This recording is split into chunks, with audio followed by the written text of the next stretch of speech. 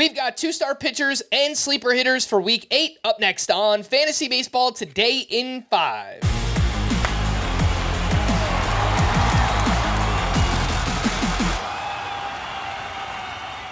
Welcome into FBT in 5 on Friday, May 10th. I am Frank Stampfl, joined by Scott White, and let's start things off with two-star pitchers. Should you start these options? And first up, we have Hunter Greene, who is at the D-backs and at the Dodgers. Velocity was down on Thursday. Does that matter? I'm not going to say it doesn't matter. It's probably just an aberration, and he's overall pitched well. These are tough matchups. Diamondbacks and Dodgers both have been scoring lots of runs, but Greene strikeout potential two-star week. I think you're going to do that in most leagues. Tanner Bibee is at the Rangers and at home against the Twins, who are very hot right now, and Tanner Bibee is not. Yeah, he's been a little off. I still have a lot of confidence in the skill set. Again, not a must-start situation, but I'd lean yes on Bibee in most leagues. Nick Pivetta is coming off a start with 58 pitches in his return to the mound. He is home against the Rays and at the Cardinals next week. Those are good matchups. Yeah, it wasn't great against the Braves in his first term back, but it was mostly Marcell Ozuna hitting a couple home runs off him. I'd roll with Pivetta this week. Jordan Hicks gets two starts, one against the Dodgers and one against the Rockies in San Francisco. Yeah, I'm going to lean yes on that one too. Sean Manaea gets one good matchup, one bad. He's home against the Phillies and at the Marlins. I could see doing it in a points league if you want to start a two-star pitcher in a relief pitcher spot, but yeah, it's kind of a stretch. Manaea hasn't looked good lately. Who are the two-star pitchers to add and stream off the waiver wire for next week? All right, well, the one I'd recommend regardless of format is Christopher Sanchez, who is at the Mets and facing the Nationals, hosting the Nationals. 79% rostered, so he barely makes the cut here. Does Christopher Sanchez? But you should probably start him everywhere. The ones who I think are better left for points leagues are Gavin Stone, who has been lacking in whiffs and strikeouts lately, but Giants and Reds are decent enough matchups. Aaron Savale, who's looked bad recently, but has enough of a track record that I think, certainly from a points league context, you pretty much always want to use him in a two-start week at Boston, at Toronto. Chris Paddock, last 4 starts, the numbers look good over that stretch. Been getting more strikeouts. Matchups could be better, though. Yankees and Guardians. Jose Butto, one bad matchup against the Phillies, one good matchup at the Marlins. So I think you could try him out on points leagues.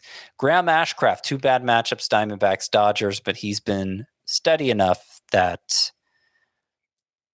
it feels almost automatic when he has 2 starts for a points league where you don't have to safeguard ERA and WHIP. Obviously, you're just looking to maximize volume. And I will put an honorable mention here for Jose Soriano because he's only 13% rostered.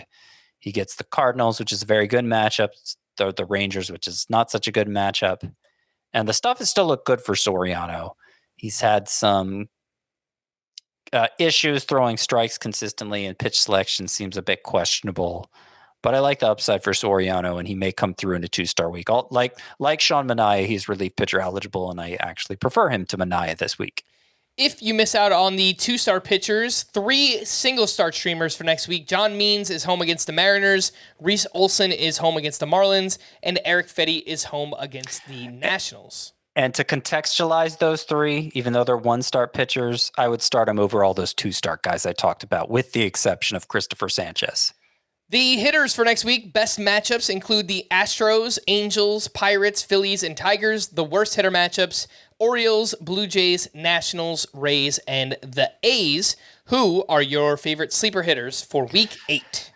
Well, I gave you 5 teams with good hitter matchups, but it was a stretch to get there. I don't love the matchups for hitters in general this week, and so a lot of this list is just hot hand plays, which I don't consider to be the best process for picking sleeper hitters, but we work with what we can. Max Kepler, red hot, and the data looks good on him. Brent Rooker, red hot. Brian De La Cruz, he's been hot. All of them are widely available. Mark Canna, you mentioned the Tigers have the 5th best hitter matchups 3 times they're facing lefties, and Canna has been crushing lefties this year. John Singleton just hit a long home run Thursday at Yankee Stadium. Astros have the best matchups. I think Singleton is your best bet to take advantage of those. Love the plate discipline, love the quality of contact. Joe Adell might be a decent time to roll the dice on him with the Angels having the 2nd best matchups.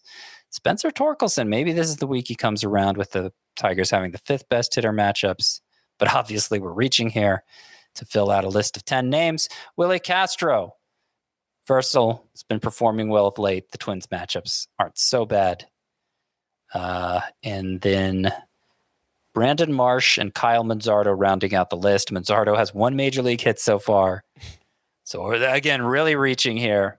But Guardians, pretty good matchups. Only, well, you know what? 0 lefties on the schedule, which hopefully would benefit the left-handed hitting Manzardo. All right, for more extensive fantasy baseball coverage, listen to the Fantasy Baseball Today podcast on Spotify, Apple Podcasts, the Odyssey app, or anywhere else podcasts are found. Thanks for listening to Fantasy Baseball Today in 5, and we will be back again tomorrow. Bye-bye.